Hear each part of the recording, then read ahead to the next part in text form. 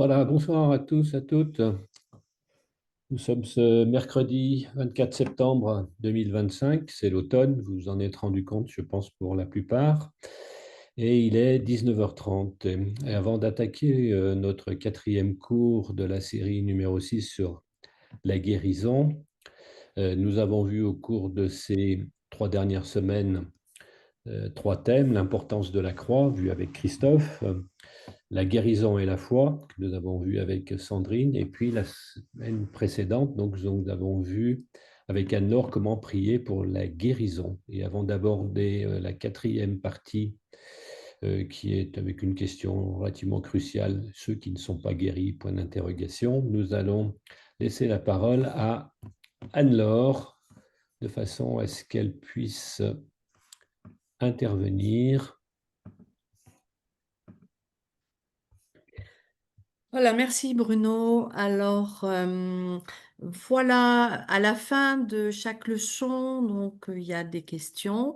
Pour cette fois-ci, Colin Urquhart a changé un petit peu et donc il a donné un petit peu les 9 fondements à méditer quand nous sommes justement dans un temps de guérison pour nous-mêmes ou sur d'autres personnes, dans le cadre par exemple d'un ministère de prière. Et donc, il a donné une liste de 9 fondements. Et moi, ça m'a fait penser, alors 9 vérités, hein, ça m'a fait penser aussi comme les vertèbres d'une colonne vertébrale. Alors, pour entrer dans la volonté de guérison du Seigneur, cette foi nous permet de bien pratiquer le don des guérisons. Alors, c'est quelque chose que vous pouvez faire vous-même avec vos propres mots, mais d'avoir toujours, quand on est dans cette démarche de foi, d'avoir tous ces fondements, de vérité pour assurer ce que nous demandons, ce qui me paraît, vraiment important. Premièrement, sachez ce que Dieu fait. Alors, je l'ai mis sous forme de prière. Seigneur Dieu, je crois que tu as tout donné à l'humanité par son Fils, par ton Fils Jésus-Christ. Je crois que c'est lui qui a porté toutes mes maladies, qui a souffert toutes mes souffrances. C'est toi, Jésus, qui a été blessé à cause de mes péchés. Tu as pris le châtiment sur toi afin que ta plénitude habite en moi. Et toutes ces prières, en fait, juste vous préciser, c'est les versets que vous avez eus sur votre feuille et que j'ai remanié un petit peu, voilà, pour la petite précision, pour que pas que vous soyez perdus.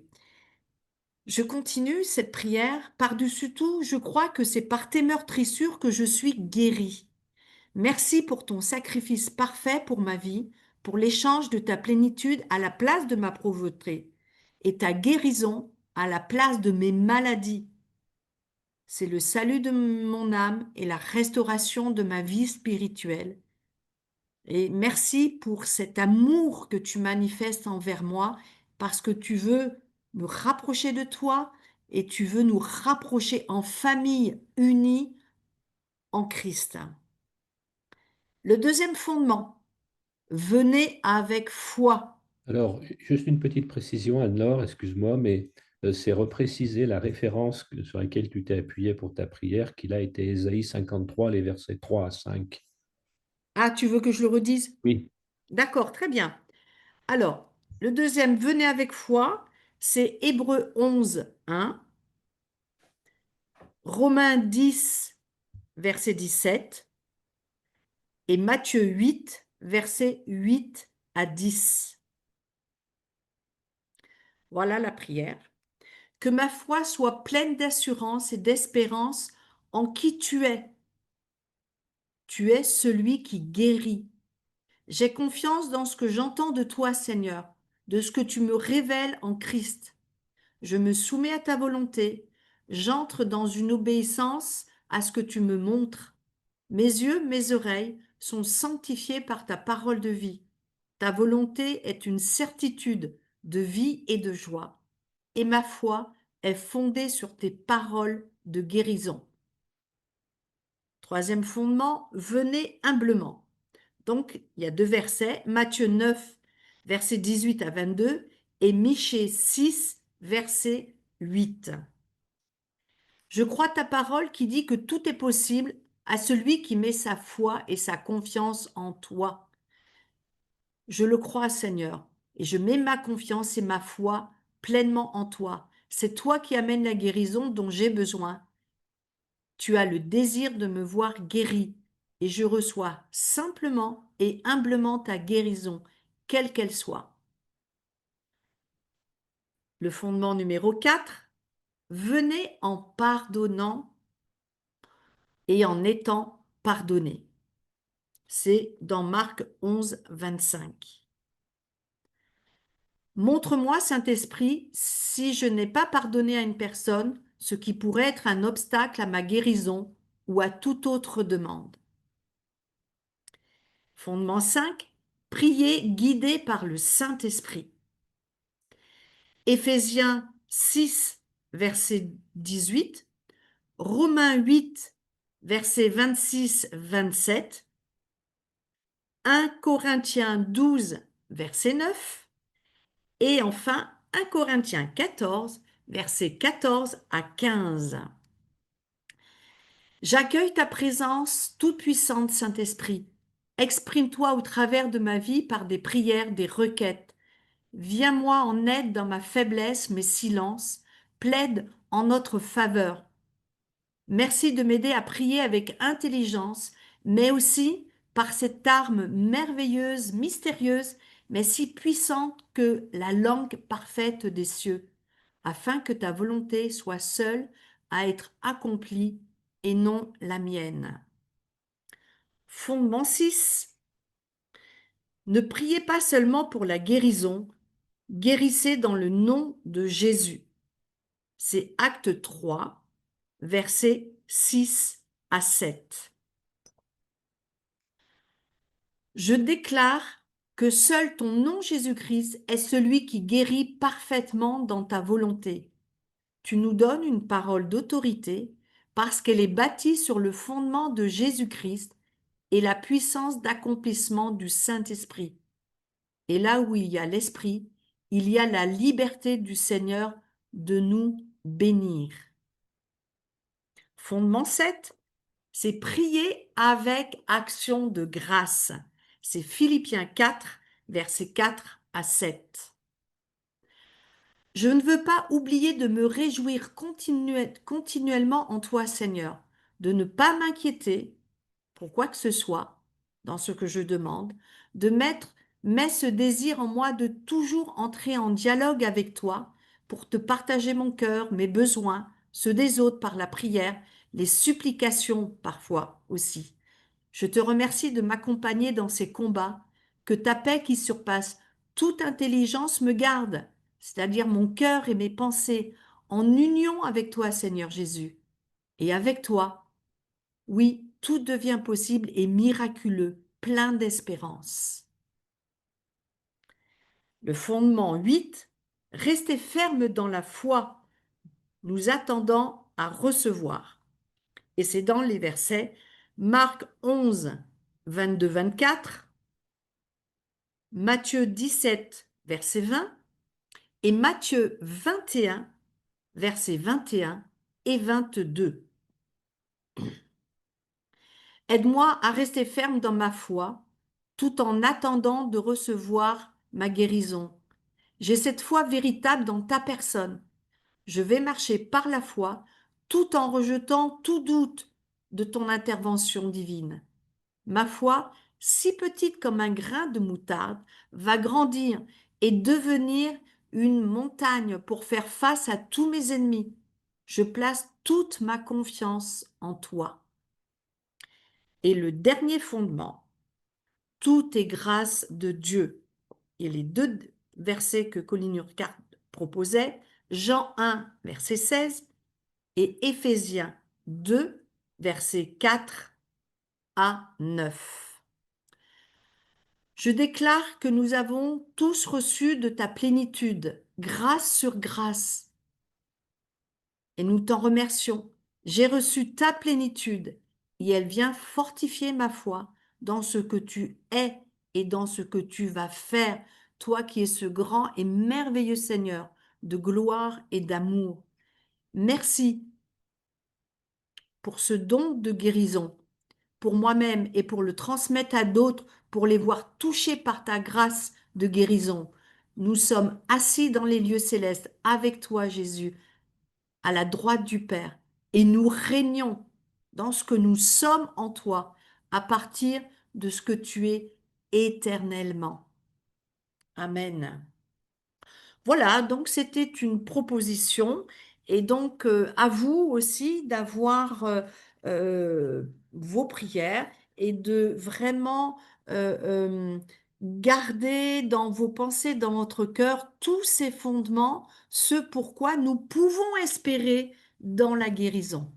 Voilà ce que je voulais partager avec vous pour compléter le cours de la dernière fois.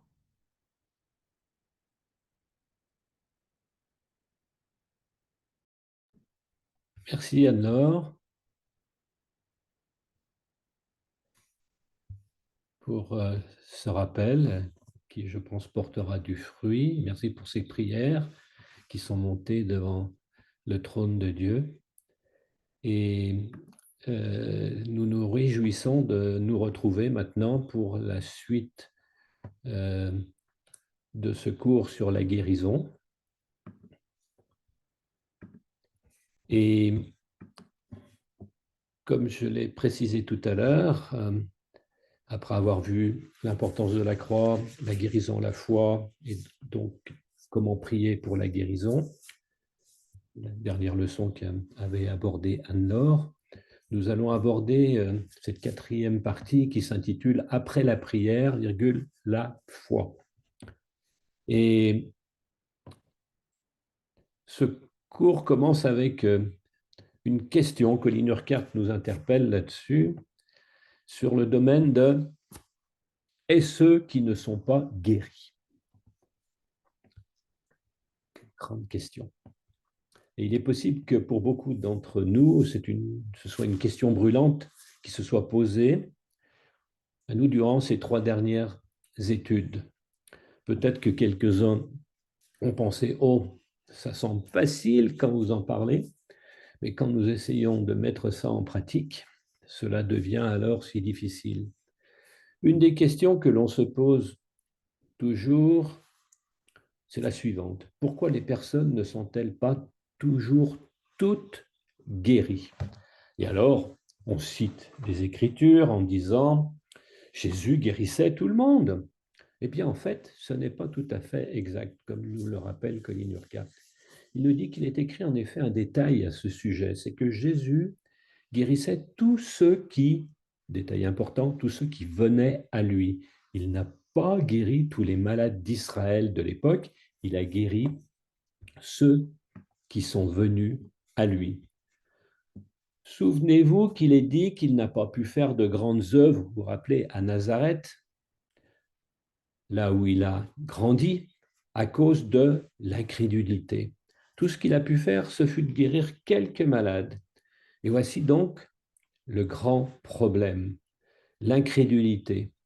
L'incrédulité, ça nous a été rappelé dans les références que nous a lues, données Anne-Laure, où Jésus notamment donc reproche l'incrédulité quand il est question donc des paraboles sur déplacer une montagne, prier par rapport à la graine de sénévé, etc. Ce n'est pas l'unique problème, mais c'est le plus grand problème. Très souvent, les gens s'imaginent qu'ils croient alors qu'ils ne croient pas. Durant ces dernières années, beaucoup de personnes sont venues voir Colin Urquhart, qui était réputé pour être un pasteur qui était prêt à prier pour la guérison, et donc pour recourir à son ministère. Et des malades dans une condition physique qui était très critique, des malades qui étaient médicalement condamnés. Souvent, la première chose que ces personnes désirent, c'est de donner l'impression que grande est leur foi, grande est leur confiance en Dieu pour leur guérison. Mais souvent, il faut d'abord mettre à jour l'incrédulité qui se cache au tréfonds de leur cœur. Parfois, ils en sont conscients, ils ont essayé de se la dissimuler, de la supprimer en prétendant qu'elle n'est pas là et en s'exhortant à croire. D'autres fois, ils en sont totalement inconscients. ils ne se rendent pas compte, en fait, de cet état-là. Mais une ou deux questions perspicaces peuvent alors le leur révéler. Le but de la révélation de cette incrédulité, c'est de nous ramener à la croix pour demander le pardon de Dieu, de nous amener vers l'Esprit Saint pour lui demander de nous inspirer la foi. L'incrédulité, cependant, n'est pas la seule raison. Il peut y avoir beaucoup d'autres raisons. Et il ne s'agit pas, le but n'est pas ici d'énumérer toute la série, car il nous serait bien plus profitable de nous concentrer sur toutes les raisons pour lesquelles Dieu veut nous guérir plutôt que sur toutes les raisons qui peuvent nous empêcher de recevoir sa guérison. Voyez-vous, nous sommes toujours en recherche d'excuses et encore d'excuses. Plus nous regardons à Dieu, plus nous devons voir sa grandeur, sa puissance, son pouvoir et son désir de toucher nos vies avec sa bonté toute puissante. En fait, nous avons vu un nombre de faits importants durant ces dernières études, des faits qui empêchent la guérison si nous n'en tenons pas compte. Et pour compléter, donc, un de ces points, c'est le besoin de pardon. S'il se trouve un péché dont nous ne nous sommes pas repentis et dont l'Esprit de Dieu nous convainc, parce que l'Esprit de Dieu nous révèle toutes choses, nous convainc de toutes choses, alors ceci peut entraver la guérison. Il est important de se rappeler cela. C'est pourquoi nous avons toujours besoin de venir auprès du Seigneur dans la prière en disant « Seigneur, aie pitié et pardonne-moi, pardonne-nous ». Un deuxième point, c'est au sujet des relations avec les autres. Ça peut être aussi un facteur très important. Jésus nous dit que toutes les fois que nous prions, nous devons être dans une position de pardon vis-à-vis de autrui, tout comme Dieu est prêt à nous pardonner. Donc il y a cette référence de Matthieu 6, les versets 14 et 15, donc dans l'évangile de Matthieu, chapitre 6. Verset 14, en effet, si vous pardonnez aux autres leurs fautes, votre Père céleste vous pardonnera aussi. Et au verset 15, mais si vous ne pardonnez pas aux autres, votre Père ne vous pardonnera pas non plus vos fautes. Ce verset est également un verset clé que le pasteur Florence Maréchal aborde dans son livre Le pardon, le chemin de la vie. Donc c'est important, cette question du pardon dans nos relations avec les autres. Nous pouvons mentionner à nouveau le problème de l'incrédulité, le fait de ne pas vraiment croire que Dieu fera ce qu'il dit. Peut-être croyons-nous qu'il puisse guérir, mais nous ne croyons pas nécessairement il me guérira. C'est ce que nous avons vu tout à l'heure avec Anne-Laure dans Marc, et puis également le doute qui peut intervenir. L'orgueil est aussi un autre obstacle. Un autre obstacle également, la désobéissance à ce que Dieu nous dit. Dieu nous dit, je voudrais que tu fasses ceci et cela, et nous disons, oh, non Seigneur, non Seigneur. Vous savez, la désobéissance, la rébellion, l'amour-propre font souvent obstacle à son plan qui inclut la guérison. Et c'est l'une des raisons pour lesquelles nous croyons que Dieu permet la maladie chez ses enfants et que c'est le brisement de cet amour-propre, une de ces raisons. C'est dans le but de briser cet amour-propre, dans le but de briser cet entêtement, de nous amener à nous rendre compte que nous sommes rebelles et cesser au sujet de cette rébellion. Nous devons examiner bien des aspects de notre vie avec soin, réaliser que Dieu veut régler en nous bien des problèmes, ou plutôt tel fait particulier, non seulement notre maladie. Vous voyez, Dieu veut toucher bien des éléments de nos vies, car notre vie entière est concernée par ces éléments dans leur totalité. Après avoir vu tout cela, nous devons reconnaître que là n'est pas la réponse entière, complète. On n'a pas tout abordé. Nous devons confesser en effet qu'il y a quelques fois où l'on est totalement perplexe. Pourquoi la guérison n'est-elle pas survenue? Ces fois-là, on a simplement à fléchir les genoux devant Jésus et à dire, tu es souverain, tu es Seigneur, tu sais ce que tu fais, je ne peux pas le comprendre, mais tu sais, toi tu sais. La meilleure solution, peut-être la seule solution dans un tel cas, est de prier dans l'esprit, de prier en langue pour le malade. Et vous savez, c'est alors en plusieurs occasions que la guérison de Dieu s'est alors produite. Donc, ne désespérons pas. Quand on arrive à la fin de soi-même, de tous nos efforts, de toutes nos compétences, de nos expériences, de notre compréhension, alors on se jette simplement dans les ressources de l'Esprit de Dieu. Si vous priez, si vous avez l'occasion de prier pour votre guérison ou celle d'une autre personne, il n'y a rien de plus important que de passer chaque jour quelques minutes à prier en langue pour cette personne ou pour vous-même. Laissez l'Esprit prier au travers de vous, par vous, car il sait quoi prier. Selon Romains, au chapitre 8, les versets 26 et 27, qui nous disent, de même, l'Esprit vient nous aider dans notre faiblesse.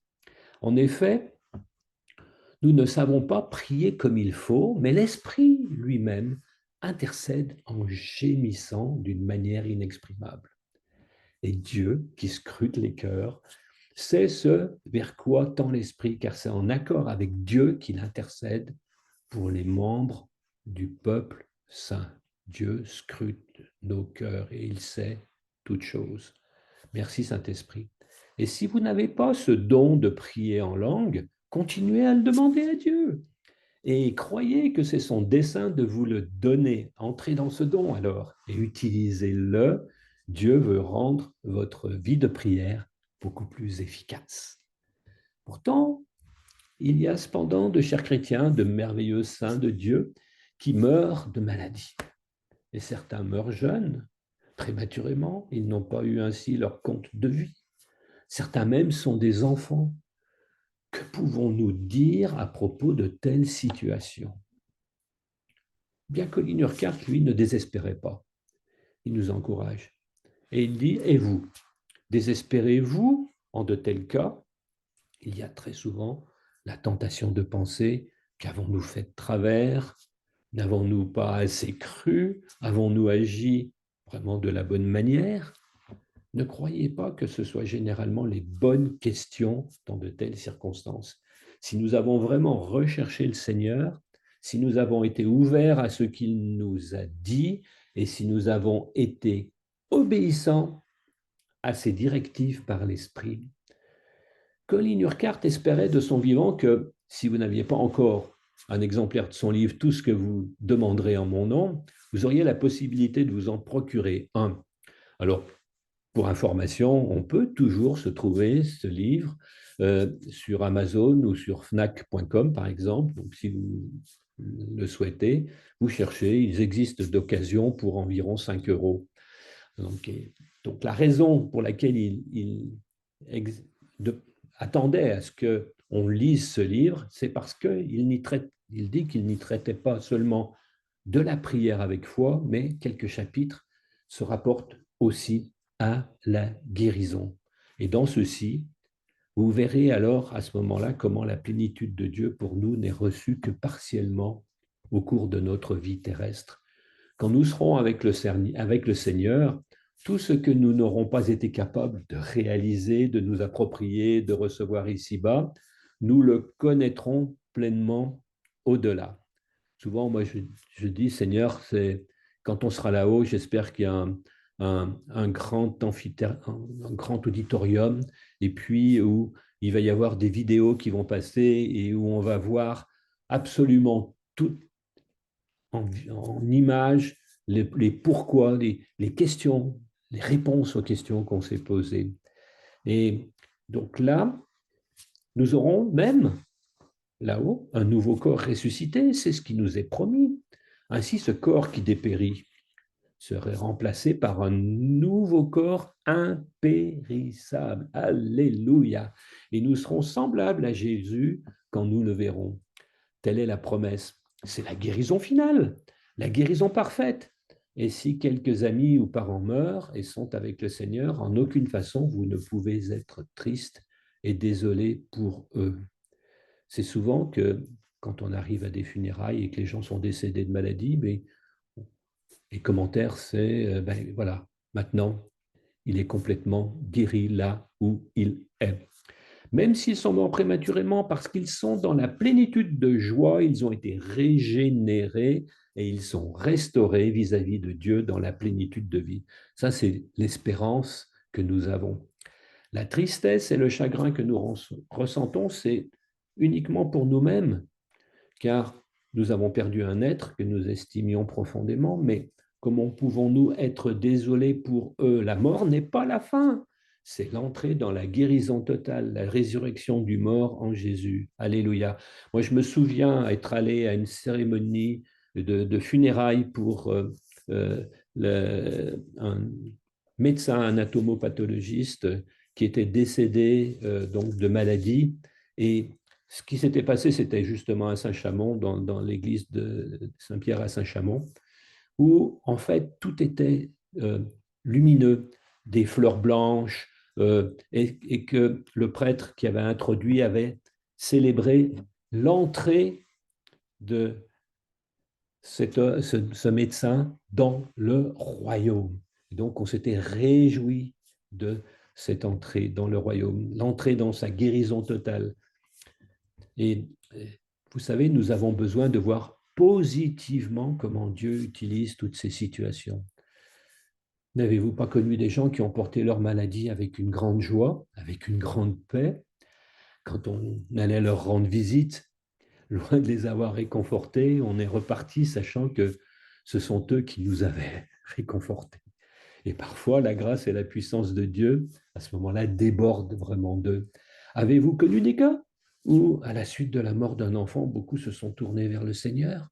Colin Urquhart cite ça comme exemple. Une femme que Dieu a touchée et a remplie de son esprit à l'enterrement de son fils âgé de 12 ans. Vous voyez, aucune situation n'est au-delà de la puissance restauratrice de Dieu. Et moi, je repense la façon dont Florence a témoigné du départ de notre deuxième garçon Mathieu et comment, à la Pentecôte, le Saint-Esprit est venu comme il était venu pour Marie qui venait de perdre son fils crucifié. Eh bien, Florence a reçu aussi ce Saint-Esprit comme, et de moi, pour moi aussi de la même façon, comme le consolateur. Et ceci ne signifie pas que nous utilisions ce fait comme une excuse pour ne pas rechercher la guérison de Dieu, pour ne pas croire en sa guérison et ne pas exercer sa guérison. Une question reste très souvent posée. Est-ce toujours le dessein de Dieu de guérir? Je répète, une question souvent, est-ce toujours le dessein de Dieu de guérir? Et c'est une question que Colin Urquhart a essayé d'aborder également, donc brièvement dans son livre que nous avons cité tout à l'heure, Tout ce que vous demanderez en mon nom. Et en examinant les Écritures, en priant, en recherchant le Seigneur, il est parvenu à la conclusion que nous devons dire oui à cette question. Est-ce toujours le dessein de Dieu de guérir? Oui, c'est toujours le dessein de Dieu de guérir. Parce que le but de la croix est d'apporter la perfection, d'apporter la guérison, la plénitude, le salut dans la création déchue.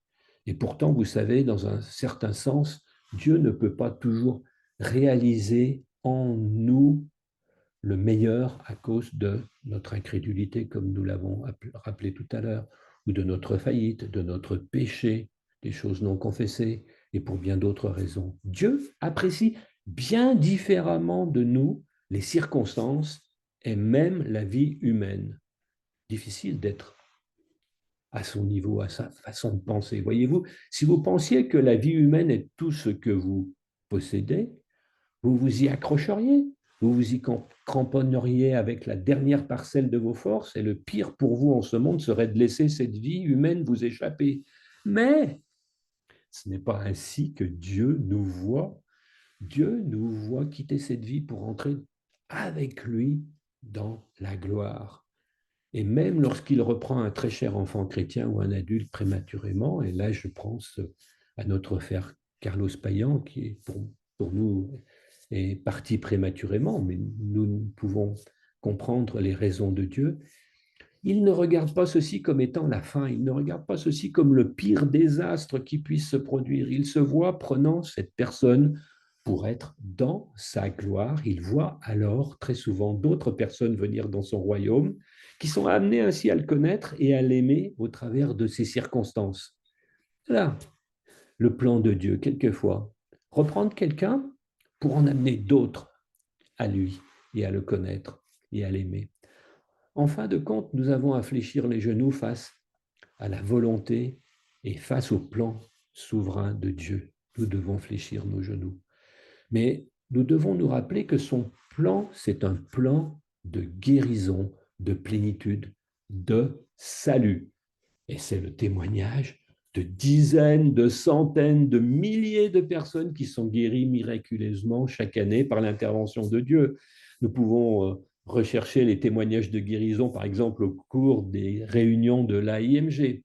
Parfois, on se dit, dois-je toujours prier pour la guérison? Et la réponse à cela est absolument oui, nous devons toujours chercher à prier pour la guérison. Parce que Colin Urquhart ne s'est jamais trouvé dans une situation où il avait prié pour telle personne sans avoir une guérison. Cela ne veut pas dire nécessairement la guérison dans la vie de cette personne. Prions toujours pour la guérison.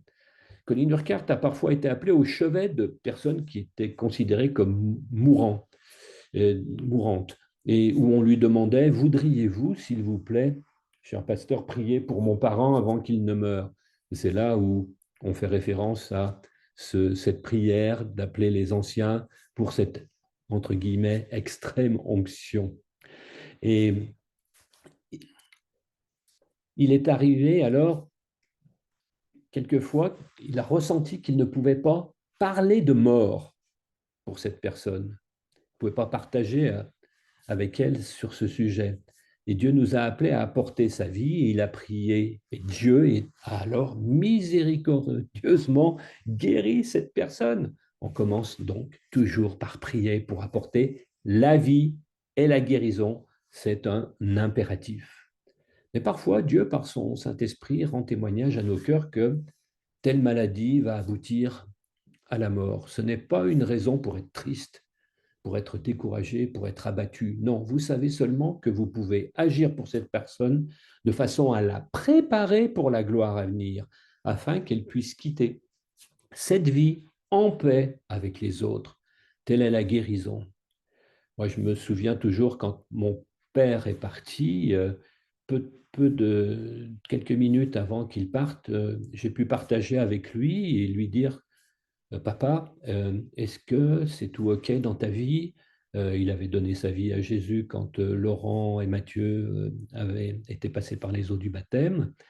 Et je lui ai dit, mais papa, est-ce qu'il y a des domaines, est-ce que tu dois encore pardonner à telle ou telle personne? Et c'est après ça que c'est une prière, les anges sont venus, il est parti dans un dernier soupir, et je pense qu'il a retrouvé Dieu et sa gloire. Alors, vraiment, soyons interpellés par le fait que nous devons toujours prier pour apporter la vie et la guérison, mais par moments, nous devons accepter Dieu est souverain et que telle ou telle maladie va aboutir à la mort, mais non pas pour une fin, mais au contraire, l'entrée dans la vie pour l'éternité.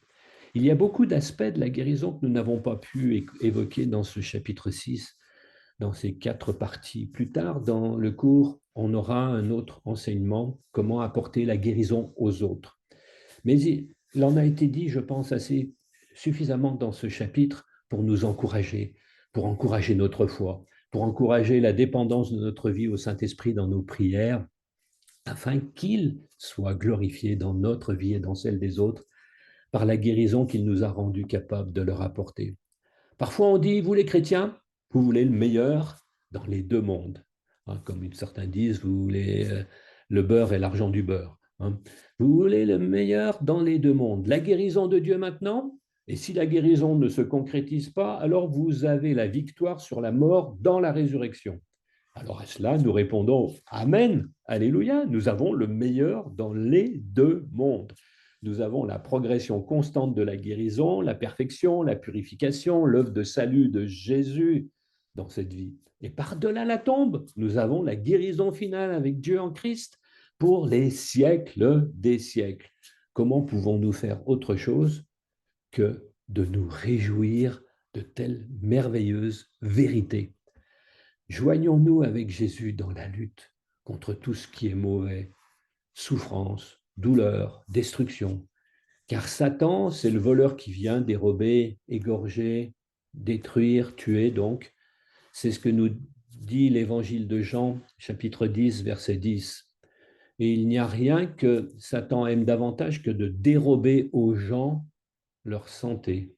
Mais notre Seigneur Jésus est venu afin que l'homme ait la vie et qu'il l'ait en abondance, comme le proclame ce verset de Jean 10, 10. Gloire à Dieu qu'il ait fait de nous, chacun d'entre nous, des messagers de cette vie pour autrui. Et nous pouvons prier, merci, cher Seigneur, car l'un de tes grands noms dans les Écritures, c'est Yahvé Rapha, l'Éternel qui guérit. Merci que c'est ta nature de guérir. Merci de l'avoir démontré en Jésus. Merci de nous donner puissance et autorité pour guérir au nom de Jésus. Merci pour toutes les manifestations de ta puissance de guérison en ces jours et celles que nous avons déjà vues. Merci pour tout ce que nous verrons, ce que nous saisirons en d'humble prière, en croyant en tes puissantes promesses et en ta parole. Merci Seigneur, car nous aurons cette ultime victoire, cette guérison totale et entière, et que lorsque nous te verrons, nous serons semblables à toi. Gloire à l'Éternel, dans le nom merveilleux de Jésus. Amen. Alors pour terminer, à ce stade, il serait possible de laisser les situations, les questions rester sans réponse, modeler nos pensées et nos croyances. Mais cependant, nos pensées, notre cœur ont besoin d'être centrés sur Dieu et sa parole. Alors, je vous propose un petit travail à faire que vous trouverez dans le cours pour compléter tout cela sur le site. Petit travail de méditation sur les passages qui suivent, de la même façon que Anne-Laure, au début de ce cours, nous a apporté ces méditations sur les différentes références qu'elle a citées. Donc, je vous appelle à méditer sur les passages qui suivent, de ne pas perdre de temps en discussion, mais autoriser la parole de Dieu à avoir le mot final. Alors, un premier point, c'est sur la grandeur de Dieu. Vous le trouverez dans le psaume 93 et le psaume 103. Également, un deuxième point sur le plan et les bénédictions, donc de méditation dans Éphésiens, premier chapitre, les versets 3 à 10. On ne va pas les lire maintenant. Dans Colossiens, c'est votre part de travail, le premier chapitre et les versets 15 à 20. En troisième point, méditer sur le Dieu qui guide et dirige nos vies au travers de Romains 8, les versets 28-29, et puis de Jean 10-10 que nous avons cité tout à l'heure. Un quatrième point qui est le Dieu qui répond à nos prières. Donc Marc 11, les chapitres 11, versets 22-25, Jean 14, verset 13, et puis Jean 15, les versets 7 à 8. Un cinquième sujet qui est le Dieu dont la nature, c'est de guérir, comme nous l'avons proclamé ce soir, c'est Exode 15, les versets 25-26. Le Dieu qui répond à la foi, nous retrouvons dans l'évangile de Matthieu, versets 17-20, Jean 14-12, et puis Luc 17 et les versets 5 et 6. Le Dieu qui met à l'épreuve notre foi afin qu'elle soit fortifiée. 1 Pierre, chapitre 1 et les versets 3 à 9. Méditez sur ce Dieu qui estime et prend soin de toute sa création, de chacun d'entre nous. Matthieu 10, versets 26-31. Et puis ce Dieu qui ne fait jamais d'erreur. Genèse 18, 25. Et le Dieu qui est victorieux par-delà la mort. 1 Corinthiens 15, et versets 50 à 58. Et puis une méditation sur les obstacles à la foi en la guérison, ce qui peut correspondre à ce que nous avons abordé sur cette question. Pourquoi certains ne sont pas guéris? Premier point, c'est le péché non confessé, psaume 66, les versets 18 à 20. Deuxième point que nous avons abordé sur le non-pardon. Matthieu 6, versets 14 à 15. Un autre domaine, c'est l'amertume. Hébreux 12, les versets 14 à 15. Cinquième point, la désobéissance que nous avons abordé, nous en avons parlé dans ce cours. 1 Samuel 15, les versets 22 à 23. Et puis également donc l'orgueil que nous avons abordé dans Daniel 15, verset 20. Si vous trouvez que ces péchés sont évidents dans votre vie et que vos prières ont été entravées par eux, ne restez pas vaincus, vous pouvez en être libérés et voir la puissance de Dieu libérée de nouveau par la foi en lui. Et nous pouvons proclamer cette promesse en premier lieu du pardon de Dieu dans 1 Jean 1, 9. Si nous confessons nos péchés, il est fidèle et juste pour nous les pardonner et pour nous purifier de toute iniquité. Deuxième proclamation, ne pas rester sous la condamnation. Et là, je pense que vous connaissez tous ce verset de Romains 8, 1. Il n'y a donc maintenant aucune condamnation pour ceux qui sont en Jésus-Christ. Et puis, une promesse des réponses à nos prières dans 1 Jean, la première épître de Jean, chapitre 3, les versets 21, 22.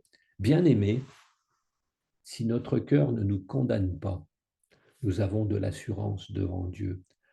Quoi que ce soit que nous demandions, nous le recevons de lui parce que nous gardons ses commandements et que nous faisons ce qui lui est agréable. Voilà, il est bientôt 20h15.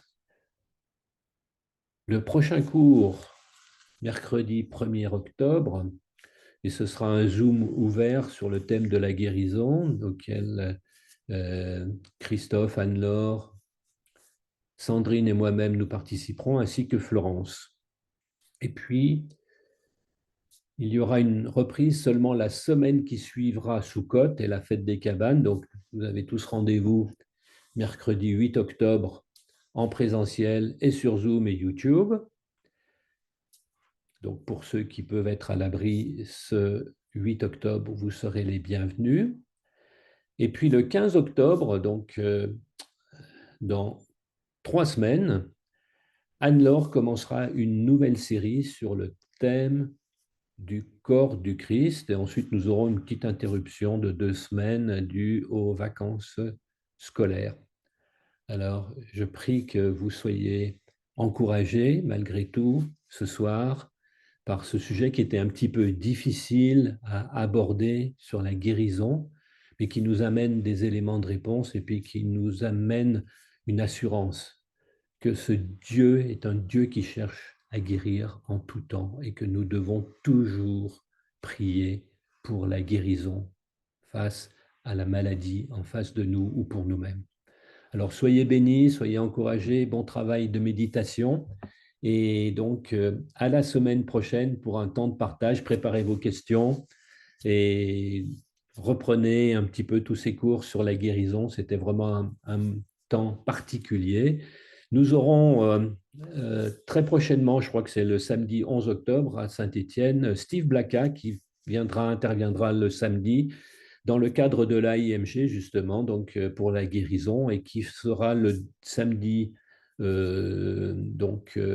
à l'abri.